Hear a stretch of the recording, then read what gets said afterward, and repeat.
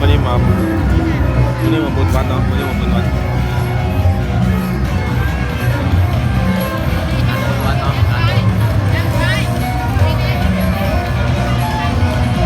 วัดโนนสว่างอยู่หัวขวาเนาะอยู่เขตหัวขวานี่โรงทานมันนี่ครับโรงทานมันยิ่งใหญ่เนาะวัดโนนสว่างอยู่เขตหัวขวาตอนนี้เรากำลังทำตำพุ่งเนาะคือตำพุ่งกับเพื่อนนะครับมีหลายรสชาตินะแป๊บซี่ก็มีต้มก็มีเนาะข้าวเปียกก็มีเป็นทำน้ำแก้วบ้านเนาะ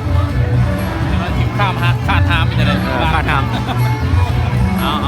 ทำน้ำแก้วบ้านไปที่ไม่พุ่งกันนะบอลวันนี้บนไม่พุ่งก็ยากเนาะขอโทษขออภัยกันนะ